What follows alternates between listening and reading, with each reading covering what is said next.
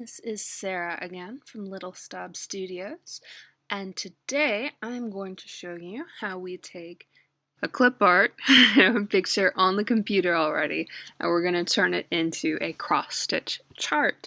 So this is specifically going to be about an image that you find online and you want to turn it into a cross-stitch chart.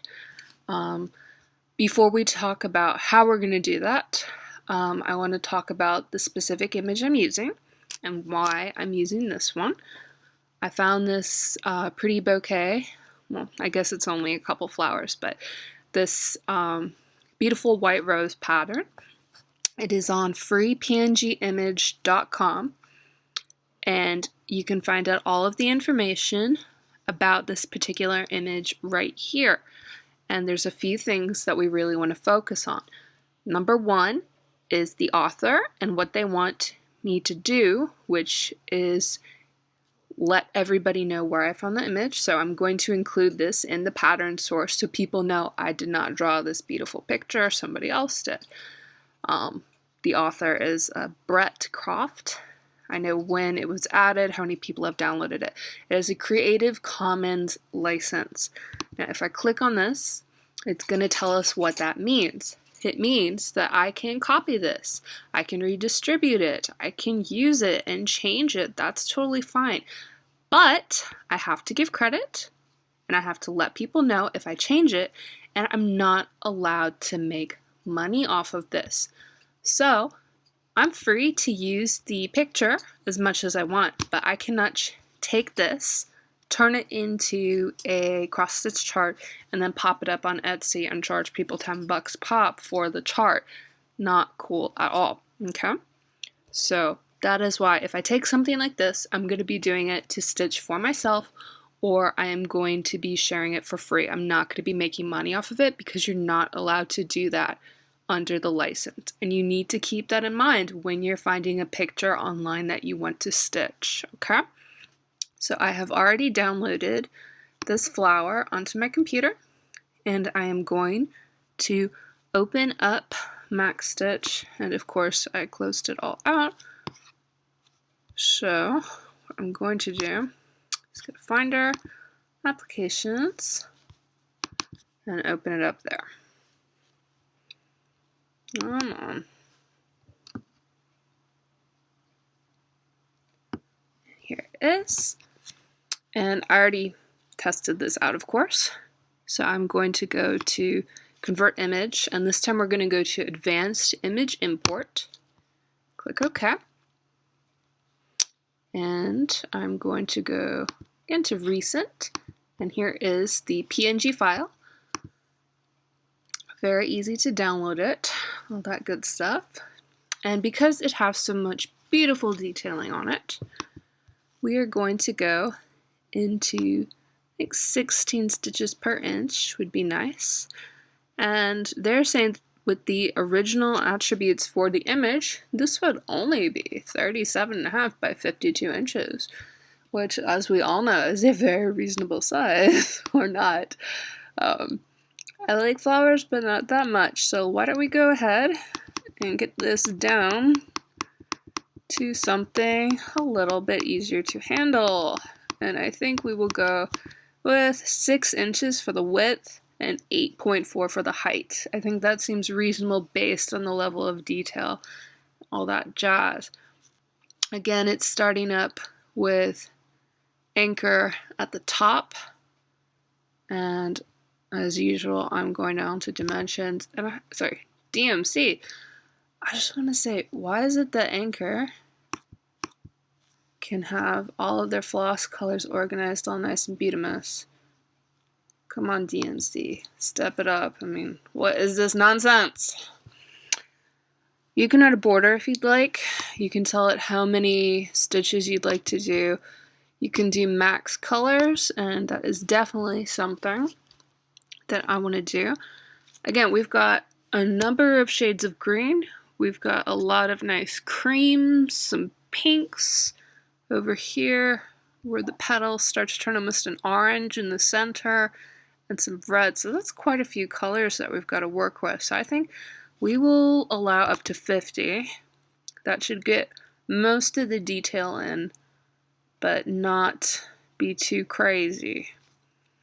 And this dither, I like to unclick it when I'm working with something that isn't a photo.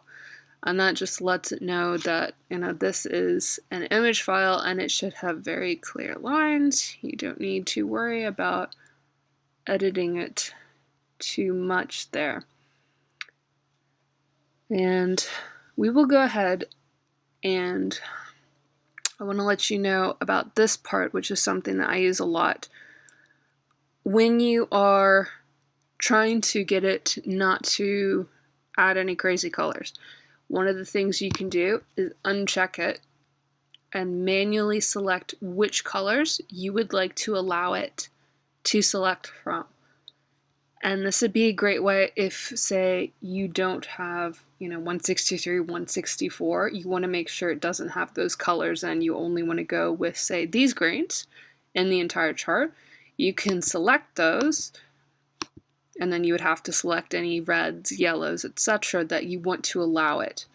Or you can go with all, and let's say you just want to avoid a couple of colors, then you can unselect ones that you really don't want to. Like, for example, we can take off some of these browns and grays because those aren't going to be featured in here. This is not a green or gray. Sorry, this is not a gray or brown heavy piece. An ambulance going up over there.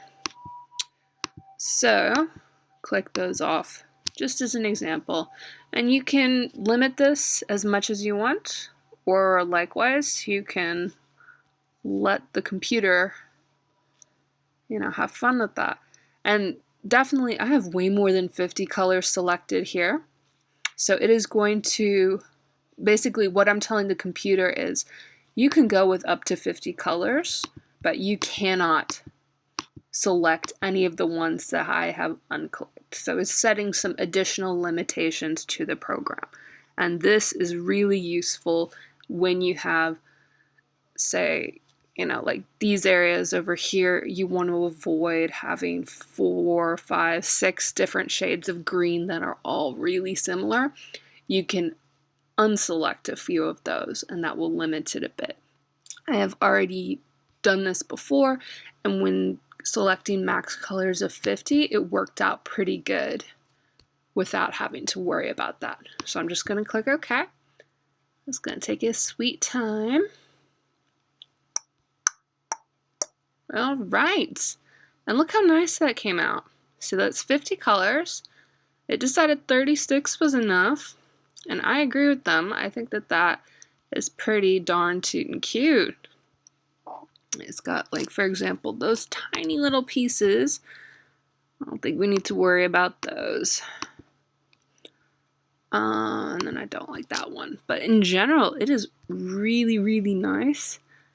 This is what happens when you carefully select an image. I wanted to make sure that we had a number of nice colors, but I did go with a transparent background. It's so much easier when you work with one of those. So I definitely recommend a transparent background instead of something super busy. And it is going to be pretty hard, I think, to find a lot of images that you have the rights to work with if you're looking to do commercial designs. But if you're doing something like this, and again, you just want to make a chart for a friend, or you want to make one for yourself, then you can have fun with that. As long as I'm not selling this and trying to make money off of it, it is okay under the Creative Commons license. And this is what it would look like stitched up, which I think is pretty beautiful.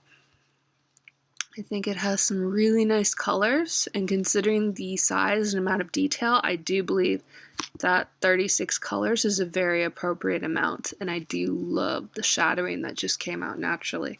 I feel like this image worked really well for that, and I am going to turn it into a free chart that you can download over on my website, okay? So if you would like to use this one, please have fun with that because it is really pretty. And if you find this for sale online, please know that they should not be doing that, okay? And I will also be working on another video that shows how I'm going to take a drawing that I've made myself, how I scan it and try to clean it up a little bit, and then turn that into a cross-stitch pattern as well. So that will be coming soon too.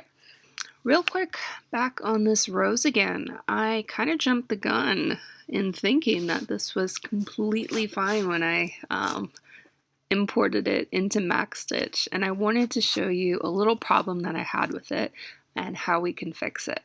So I made the pattern and I made the cover sheet and everything, and I was double checking the PDF, and I noticed that it had about 5,000 white stitches here for the background. And I don't really want to use 91.96 yards of floss stitch in a background. And it's a little confusing reading the chart when you have all of those, white stitches in there. So I will show you how we're going to get rid of that quite easily.